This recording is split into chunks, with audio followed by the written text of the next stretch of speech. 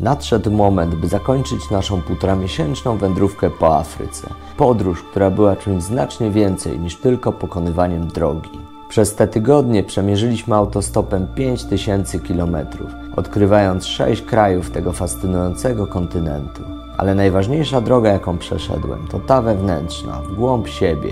To był czas nieoczekiwanych zwrotów, trudnych wyzwań i chwil, które zmuszały do refleksji nad sobą, światem i tym, co w życiu naprawdę ważne. Afryka nauczyła mnie cierpliwości, pokory i akceptacji tego, co nieznane. Spotkałem setki ludzi, każdego z inną historią, twarzą i spojrzeniem na życie.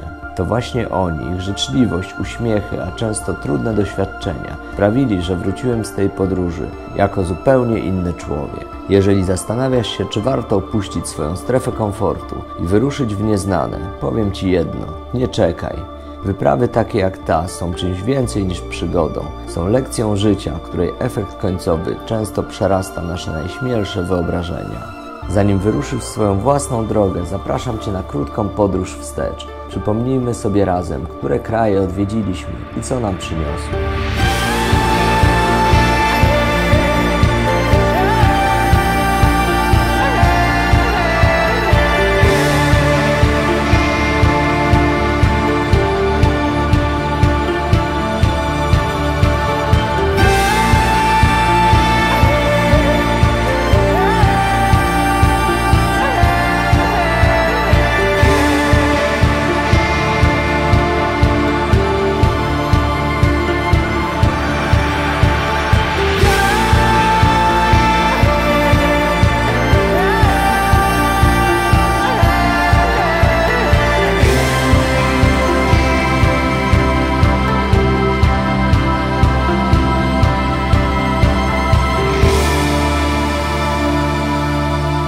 Dzisiaj będzie trochę przegadany odcinek, ponieważ pokuszę się o podsumowanie wielkiej afrykańskiej przygody, więc troszeczkę będzie gadającej głowy.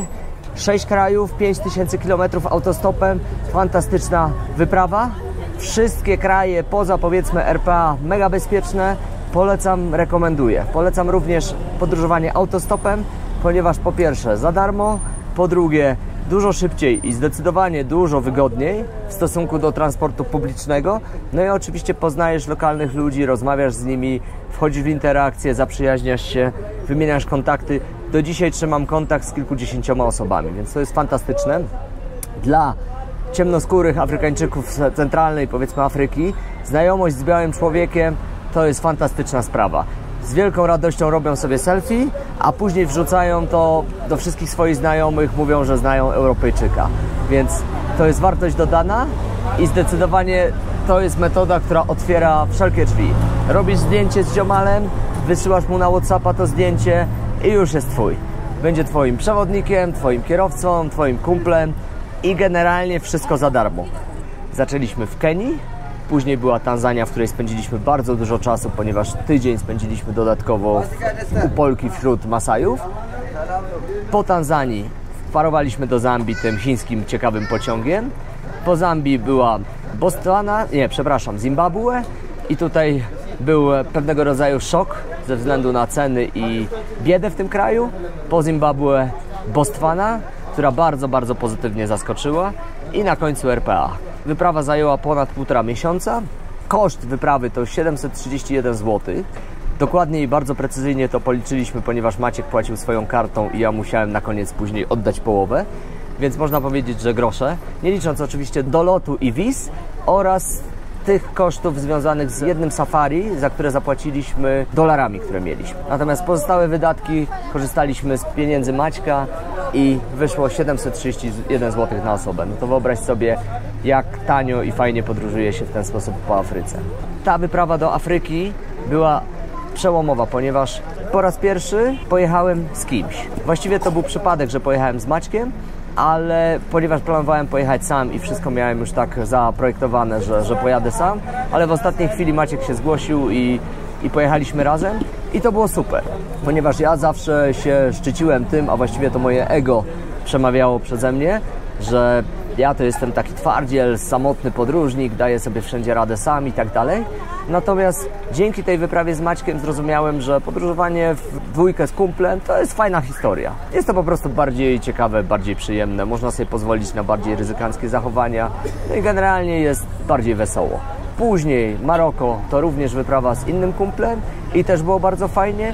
I tutaj do Etiopii poleciałem sam, ale w samolocie poznałem Piotrka, z którym się zakumplowaliśmy i zrobiliśmy razem większość wyjazdu. Więc dosyć duży przełom, jeżeli chodzi o styl podróżowania u mnie. Oczywiście wrócę również do samotnych podróży, ale teraz jakoś tak się fajnie składa, że gdzieś tam zawsze pojawi się jakiś kompan i to jest naprawdę fajna wartość dodana do takiego wyjazdu. Wszystkie kraje poza RPA są bardzo bezpieczne. Rekomenduję, polecam, nawet bez jakiegoś super większego doświadczenia podróżniczego można to ogarnąć. W RPA rzeczywiście jest niebezpiecznie i trzeba raczej uważać, kręcąc się szczególnie wieczorami po nocach, szczególnie w dużych miastach albo w jakichś takich słabszych dzielnicach. Natomiast Kenia, Tanzania, Zambia, Zimbabwe, Botswana to są kraje absolutnie bezpieczne, absolutnie przyjazne. Przez cały wyjazd nie mieliśmy ani jednej niemiłej, nieprzyjemnej sytuacji. Wszyscy nam pomagali, wszyscy nas wspierali, wszyscy się cieszyli, że spotkali Mzungu i to było super. Teraz opowiem Ci o tych wszystkich krajach, które objechaliśmy. Zacznijmy od Kenii. Kenia to kraj, który ma około 55 milionów mieszkańców, czyli około połowy więcej niż Polska. Powierzchnia kraju jest mniej więcej 2 razy większa niż powierzchnia Polski. Główną religią jest chrześcijaństwo i islam, a walutą jest szyling kenijski. Jeżeli chodzi o bogactwo tego kraju, to produkt krajowy brutto jest mniej więcej 9 razy mniejszy niż w Polsce, więc generalnie ciężko się tam żyje i warunki w Kenii są bardzo trudne. Kenijczycy, tak jak ich oceniam, są troszkę bardziej agresywni od ludzi w Tanzanii, którzy są na południu, a z kolei Etiopczycy są troszkę bardziej agresywni od Kenijczyków. Czyli stąd taka moja konkluzja, że im bardziej na północ, tym trudniejsze warunki do podróżowania i trudniejsze warunki dla białych. W Kenii to była moja druga wyprawa. Objechałem, powiedzmy, południe Kenii plus wschód. Nigdy nie byłem na północy Kenii. Na pewno kiedyś wybiorę się na północ Kenii. Kenia to jest kraj, w którym są jedne z najpiękniejszych dziewczyn na świecie. Uważam, że Kenia i Etiopia, tutaj kobiety są naprawdę śliczne. Ciekawym faktem o Kenii jest to, że głównymi 2 językami używanymi w Kenii jest język Swahili, czyli rdzenny język mieszkańców Kenii, oraz język angielski jako drugi język urzędowy i dlatego w Kenii bardzo łatwo dogadać się po angielsku. Oczywiście ten ich angielski, wymowa jest bardzo specyficzna i ciężko to zrozumieć, ale generalnie oni się w języku angielskim komunikują. Jest jeszcze trzeci język, którym posługują się Masajowie i to nie jest język Swahili, to już jest grupa etniczna, która mieszka nie tylko w Kenii, mieszka również w Tanzanii, jeszcze w kilku ościennych krajach, no i oni mają po prostu swój język. Masajowie, jak z pewnością wiesz z poprzednich filmów, mogą się przemieszczać pomiędzy granicami bez żadnych dokumentów, przekraczają granicę na przykład między Kenią i Tanzanią i nie ma z tym żadnego problemu. Kolejnym krajem, który odwiedziliśmy podczas wielkiej afrykańskiej przygody, była Tanzania. Tanzania ma powierzchnię mniej więcej 3 razy większą od Polski, a ludność to jest mniej więcej 2 razy tyle co Polska. Natomiast Tanzania jest dużo bardziej biedna niż Kenia. W porównaniu do Polski produkt krajowy brutto jest 12 razy mniejszy niż w Polsce. Urzędowymi językami w Tanzanii jest Swahili oraz angielski. Natomiast ciekawe jest to, że w Tanzanii mało z kim dogadasz się po angielsku. Oni generalnie tego języka chyba nie używają, a jak go używają, to tak, że porozumiewają się między sobą. Dlatego też w Tanzanii mieliśmy największe kłopoty komunikacyjne ze wszystkich krajów, które odwiedziliśmy podczas tej wyprawy. Ludzie w Tanzanii są bardzo przyjaźni, bardzo pokojowi i w ogóle nie ma w nich żadnej agresji. Oni nawet sami mówią, że w porównaniu do Kenijczyków są dużo bardziej łagodni i dużo bardziej przyjaźni. W Tanzanii spędziliśmy tydzień w wiosce masajskiej. Masajowie to jest oddzielna historia i tutaj zapraszam do odcinków z Polką wśród Masajów, gdzie bardzo szczegółowo i bardzo dokładnie poznaliśmy kulturę, mentalność i sposób życia Masajów oraz żeśmy to omówili i przedstawili. Kolejnym krajem na naszej trasie była Zambia. Do Zambii dostaliśmy się chińskim pociągiem, który miał być pociągiem kolonialnym, no ale jak już się dostaliśmy, to się dostaliśmy. Zambia zrobiła na nas niewiarygodne wrażenie. Bardzo nowoczesny, bardzo przyjazny kraj. Ja Zambię będę wspominał na pewno ze względu na ludzi, którzy byli fantastyczni i przyjaźni. Zambia ma powierzchnię mniej więcej 2 razy większą od Polski, natomiast liczba ludności jest o połowę mniejsza niż w Polsce.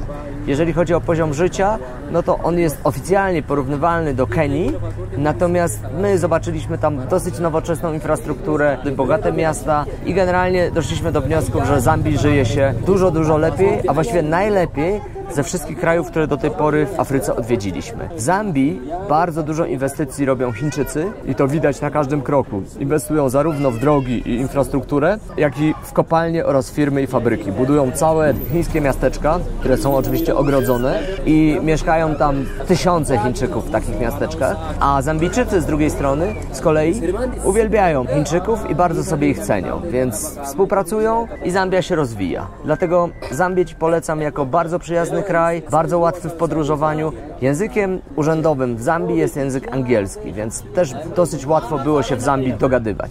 Zambia to kraj, który należy odwiedzić ze względu na wodospady Wiktorii. Wodospady Wiktorii ze strony zambijskiej są dużo piękniejsze niż ze strony Zimbabwe. Dodatkowo wjazd na te wodospady jest 4 razy tańszy. Dlatego Zambia zdecydowanie numer 1, jeżeli chodzi o zwiedzanie przyrody oraz przyjazność ludzi na tym etapie podróży. Kolejnym krajem, który odwiedziliśmy, było Zimbabwe. Zimbabwe zszokowało nas. Po pierwsze drożyzną, po drugie wszechobecną biedą i rzeczywiście byliśmy niesamowicie zszokowani, patrząc na stan dróg, na poziom życia ludzi oraz to, jak ten kraj funkcjonuje. W Zimbabwe nie działa na dany moment lokalna waluta. Wszyscy posługują się dolarami amerykańskimi. Z racji tego, że Stany Zjednoczone nałożyły sankcje na Zimbabwe, poziom życia mieszkańców jest naprawdę niski. Kraj jest ciut większy od Polski, natomiast ma 16 milionów mieszkańców, czyli grubo ponad 2 razy mniej niż Polska. Zimbabwe to jest kraj, w którym spędziliśmy około tygodnia, plus zobaczyliśmy wodospady Wiktorii od strony Zimbabwe, no i stwierdziliśmy, że to jest najbiedniejszy kraj ze wszystkich, które do tej pory odwiedziliśmy w Afryce. Ludzie byli bardzo przyjaźni, bardzo mili i fantastyczni, natomiast ciężko nam się w tym kraju funkcjonowało, głównie ze względu na jedzenie. Nie działały też bankomaty i mieliśmy bardzo poważny problem z gotówką, której mieliśmy bardzo mało i generalnie nie dojadaliśmy w tym kraju z racji tego, że po pierwsze wszystko było bardzo drogie, po drugie mieliśmy bardzo ograniczoną ilość gotówki, a po trzecie brakowało wszystkiego na półkach i generalnie nic nie było. Botswana to kraj, w którym się jednoznacznie zakochałem. Jak tylko wjechaliśmy, a trafiliśmy do miasteczka o nazwie Francistown, byłem w szoku. Bogactwo, czystość, kultura, uprzejmość ludzi, normalne w miarę ceny w porównaniu do Zimbabwe. Byłem naprawdę w wielkim szoku. Ludność Botswany to 18 razy mniej niż w Polsce, natomiast powierzchnia kraju 2,5 raza większa niż Polska, co oznacza, że Botswana jest rajem dla zwierząt i jest to kraj niewiarygodnie urozmaicony. Z jednej strony masz pustynię, z drugiej strony masz stepy i półpustynię. Jest to naprawdę fantastyczny kraj. Botswanę będę wspominał zdecydowanie jako kraj numer 1 podczas naszej wielkiej afrykańskiej przygody. Absolutnie rekomenduję odwiedzić ten kraj, kraj numer 1. Ostatnim krajem, który odwiedziliśmy na naszej drodze, była Republika Południowej Afryki. To była moja druga wyprawa do RPA i ja generalnie pomimo złych opinii krążących na temat tego kraju, mam do RPA sentyment. Lubię ten kraj na swój sposób, chociaż jest to bardzo trudny kraj do podróżowania.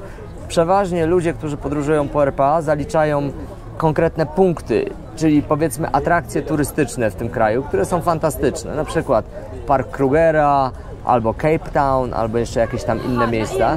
Ja oczywiście kręciłem się zupełnie inaczej, czyli doświadczałem tego, co było po drodze do tych różnych atrakcji. Natomiast no, mam w RPA fantastycznych przyjaciół i również miałem wielką okazję i przyjemność odwiedzić Krzyśka, który mieszka w RPA już grubo ponad 40 lat. Krzychu, pozdrawiam Cię. Było fantastycznie, dziękuję za wspaniałe wywiady. Ja obiecuję, że te wywiady opublikuję w odpowiedniej kolejności. Na razie jednak jadę na bieżąco z kolejnymi wyprawami, czyli Maroko i Etiopia. A do wywiadów z Krzyśkiem wrócimy, bo na pewno będą dla Ciebie bardzo ciekawe, bo Krzysiek ma wielkie doświadczenie i właściwie większość życia spędził właśnie w RPA. Mnóstwo ciekawych informacji nam przekazał, mnóstwo fajnych rzeczy opowiedział i postaram się to wszystko również nagrać i Tobie pokazać. Jeżeli chodzi o RPA, no to powierzchnia kraju jest kilkukrotnie większa od powierzchni Polski, ludność jest mniej więcej dwukrotnie większa od ludności Polski, liczba mieszkańców i jest to kraj dosyć bogaty, podobnie jak Botswana, która jest drugim na świecie wydobywcą diamentów. RPA również wydobywa bardzo dużo diamentów, również innych minerałów, które sprzedaje. Raczej polecam RPA dla bardziej doświadczonych podróżników albo takich, którzy będą mieli załatwiony transport i powiedzmy transfer, tak żeby nie musieli sami podróżować lokalnymi środkami transportu. Jeżeli chodzi o autostopa, myśmy przejechali kawałek RPA autostopem, ale generalnie jest to niepolecane, ponieważ jest to niebezpieczne. Podawcę suchych faktów o poszczególnych krajach czas na coś bardziej osobistego. Zapraszam Cię na refleksyjną część podsumowania mojej wielkiej afrykańskiej przygody. Chcę podzielić się z Tobą tym, czego nauczyłem się podczas tej niesamowitej wyprawy. Jak za chwilę zobaczysz, 1,5 miesiąca tułaczki po czarnym lądzie oraz brak snu w ostatniej dobie dały mi mocno w kość, zarówno psychicznie, jak i fizycznie. Ale nie zrażaj się, takie podróże mają w sobie coś niesamowitego, co rekompensuje wszelkie trudy. Miłego oglądania i kto wie, może to początek Twojej własnej przygody. Witam Cię na lotnisku w Katarze. Połowa drogi do domu za mną. Lotnisko gigant. Środek nocy. Teraz trzeba się jakoś ogarnąć, znaleźć bramki, dokąd pójść i przeczekać te parę godzin. No i do domku. Jutro jeszcze przesiadka w Warszawie, a później Wrocław. Póki co wszystko idzie zgodnie z planem. Wyjazd bardzo udany. Wprawdzie noc nie przespana, ale może w tym drugim samolocie do Warszawy pośpię. Wielka wdzięczność dla Maćka za to, że był i podjął się tego wyzwania i że dał radę. Wielka wdzięczność dla wszystkich ludzi, których spotkaliśmy po drodze. Ludzi, którzy zamiast siebie zaprosili nas do swojego życia, podzielili się swoimi radościami, smutkami, pokazali nam, w jaki sposób żyją, w jaki sposób funkcjonują, czego pragną i dokąd zmierzają. I to było naprawdę super, bo to byli kompletnie przypadkowi i obcy ludzie. A może właśnie nie przypadkowi, może tak miało być, mieliśmy ich spotkać. Trudno teraz to oceniać tak na gorąco. Natomiast faktem jest, że to właśnie dzięki tym ludziom poznaliśmy prawdziwą twarz Afryki. Prawdziwe oblicze wszystkich tych krajów, do których zawitaliśmy. No i to oni de facto nadali sens temu wyjazdowi. Więc było to naprawdę świetne. I tutaj się przede wszystkim chyba należy wielkie podziękowanie i wielka wdzięczność kierowcom, głównie kierowcom, którzy nas zabierali. Bo byli to ludzie, którzy de facto robili to narażając się często na mandaty, na jakieś tam problemy w pracy i tak dalej. No a kompletnie nic z tego nie mieli. Wielokrotnie podwozili nas daleko gdzieś tam, gdzie wcale nie planowali jechać, albo stawiali nam jakieś jedzenie, więc dodatkowo były to dla nich koszty. No ale rozmowy prowadziliśmy z taką chemią, z takim entuzjazmem i z taką radością, że myślę, że wszyscy wyszli z tego bardzo, bardzo zadowoleni. Pozostało mnóstwo nowych kontaktów, dziesiątki, jak nie setki znajomości. No i mnóstwo wspaniałych wspomnień, więc ci ludzie to naprawdę najważniejszy punkt tej wyprawy. Wielka wdzięczność również dla ludzi, którzy nie byli kierowcami, ale pomogli nam w różnych sytuacjach, na przykład z noclegiem albo z jakąś informacją, z załatwieniem czegoś i tak dalej.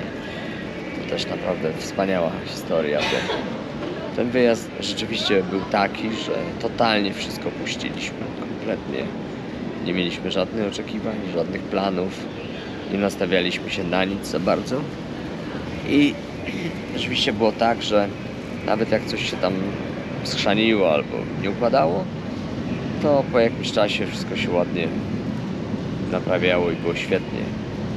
Pamiętam tą sytuację, kiedy trafiliśmy na długim, fajnym, szybkim stopie, trafiliśmy na kemping, na który pani nas specjalnie zawiozła 15 km od głównej drogi.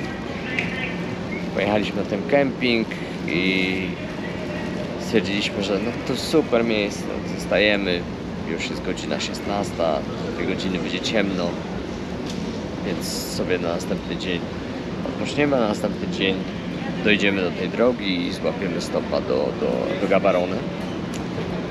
No okazało się po jakimś tam czasie, że wcale na tym kempingu jakoś nie jest fajnie, nie ma tam fajnej energii, wprost przeciwnie, jakaś taka bardzo dziwna, niezrozumiała, toksyczna dla nas atmosfera. No i staliśmy przed dylematem, co robić, czy zostać w tej względnej strefie komfortu, pomimo że coś tutaj jest za bardzo nie halo, czy po prostu się zawinąć, totalnie zaryzykować, że przed zmrokiem to nawet do głównej drogi nie dojdziemy, nie mówiąc o tym, że stopa złapiemy i dojdziemy do miasta, w którym nic nie mieliśmy załatwione, ani w ogóle nie mieliśmy czego na oku. Postanowiliśmy wyjść z tej strefy komfortu i rzeczywiście wyjechać stamtąd. No i co się okazało? Okazało się, że złapaliśmy świetnego stopa całkiem szybko. Nie dość, że przewiózł nas przez stolicę Bostwany, to jeszcze wywiózł nas za miasto na kemping, który okazał się nie tylko najlepszym kempingiem w Afryce, na jakim byłem, ale najlepszym kempingiem, na jakim byłem w życiu, a byłem na wielu. Atmosfera, ludzie, jacy tam stworzyli to miejsce, tego się nie da opisać, naprawdę coś niesamowitego. Rodzinna atmosfera to naprawdę mało powiedziane. Właściciel miał taki stosunek do swoich pracowników, którzy byli bardzo biednymi emigrantami z Zimbabwe, notabene. No to po prostu bajka. Spędziliśmy tam zamiast jednej nocy 3 dni i zdecydowanie były to jedne z fajniejszych 3 dni na tym wyjeździe, chociaż każdy dzień był świetny. I tu muszę powiedzieć, że po prostu cały ten wyjazd polegał na tym, że codziennie wieczorem siadaliśmy i mówiliśmy głośno, albo każdy sobie: ja pierniczę, ale dzisiaj był zarąbisty dzień. To była taka pierwsza cecha tego wyjazdu. Jeżeli miałbym właśnie powiedzieć, czym ten wyjazd, powiedzmy, się charakteryzował, to tym, że każdego dnia, bez względu na to, jak on się zaczynał, siadaliśmy, mówiliśmy: ja pierniczę, ale było zarąbiście. To była taka właśnie pierwsza cecha tego wyjazdu. Niewiarygodna. Druga, dosyć ciekawa, to taka, że trwało on 1,5 miesiąca, a ja teraz, wracając, siedzę sobie na lotnisku w Katarze w środku nocy i mam takie poczucie, że ten wyjazd trwał 2 lata. Nie 1,5 miesiąca, nie 2 miesiące, nie 5 miesięcy, ale 2 lata. Autentycznie. Jest niewiarygodne, jak w naszym, powiedzmy, codziennym życiu, goniąc za jakimiś błyskotkami, nie wiem, czy spłatą leasingu, kredytem, karierą, nabijaniem kasy, czymkolwiek. Po prostu zatracamy lata życia, ten czas i tą energię. Tutaj po prostu to było niesamowite, jak niewiarygodnie życie się wydłużyło. Po prostu w 1,5 miesiąca przeżyłem chyba tyle, co 2 lata. Tak przynajmniej się czuję teraz. Po prostu Kenia, Tanzania, Zambia, to jest tak odległe dla mnie, jakby to się wydarzyło naprawdę 2 lata temu. Więc to jest niesamowite, że i zmusza do jakiejś takiej ciekawej refleksji, że żyjąc zgodnie z jakimś programem narzuconym przez rodzinę, nie wiem, wychowanie, szkołę, firmę, w której pracujesz, środowisko, w którym mieszkasz, nieważne. Realizując jakiś program, po prostu totalnie skracamy sobie życie. Gonimy nie wiadomo za czym i po prostu te sekundy, minuty, godziny, dni przelatują nam po prostu przez palce błyskawicznie. Nawet nie zauważamy, jak minęło 5, 10, 15, 30 lat. Albo i więcej. A tutaj w momencie, gdy jesteś na takiej wyprawie, to tak ją przeżywasz każdą chwilę, że po prostu ten czas się niewiarygodnie rozciąga. I wydłuża. Tak jakbyś w ciągu 1,5 miesiąca przeżyła kilka lat życia. Tyle było wydarzeń. I to też jest ciekawe, kolejne zagadnienie dotyczące tej wyprawy i tego typu wypraw. W ogóle, że na co dzień funkcjonujemy i działamy na autopilocie. Po prostu prawdopodobnie nasz mózg jest leniwy i robimy wiele rzeczy bezwiednie, nieświadomie i automatycznie reagujemy, automatycznie funkcjonujemy automatycznie. Natomiast na tego typu wyprawie wszystko jest inne. Totalnie inne. I po prostu bogactwo wydarzeń, sytuacji jest tak potężne, że nie jesteśmy w stanie reagować automatycznie, bo nie mamy wyrobionych automatów na zupełnie nowe zdarzenia, które stają na naszej drodze. I wtedy tylko nasz mózg, ale cały nasz organizm zaczyna funkcjonować zupełnie inaczej niż do tej pory. I to jest fascynujące, bo wtedy po prostu dzieje się magia. Nie potrafię tego wyrazić słowami. Trzeba po prostu przeżyć. Trzeba postawić się w totalnie innych sytuacjach, w totalnie innym świecie, w kompletnie innym środowisku, z zupełnie innymi ludźmi, którzy nie tylko wyglądają i funkcjonują inaczej, ale myślą inaczej i żyją inaczej. I nagle ty musisz zacząć funkcjonować i żyć tak jak oni, żeby w ogóle jakby dać sobie radę w tym kompletnie innym środowisku. I wtedy patrzysz na siebie z boku i mówisz: ja pierniczę, co to jest? I to jest niesamowite. To jest naprawdę magia. I myślę, że nawet nie po to się jedzie na taką wyprawę, żeby przeżyć jakieś fascynujące, niesamowite przygody, zobaczyć jakieś zapierające dech w piersiach widoki, cuda przyrody, natury i tak dalej. Ale myślę, że właśnie po to się jedzie na taką wyprawę, żeby przyjrzeć się sobie, jak zareagujesz na kompletnie nowe, nieprzewidywalne, zaskakujące sytuacje. To jest chyba najciekawsze. I de facto nieważne, dokąd polecisz, czy to gdzieś super daleko, czy całkiem blisko. Ale jeżeli po prostu otworzysz się na nowe i podejdziesz do tego w ten sposób, że akceptujesz wszystko, doświadczasz wszystko, co los ci przynosi, to naprawdę wtedy można się bardzo, bardzo zdziwić i dojść do bardzo ciekawych wniosków. I to jest naprawdę fajne.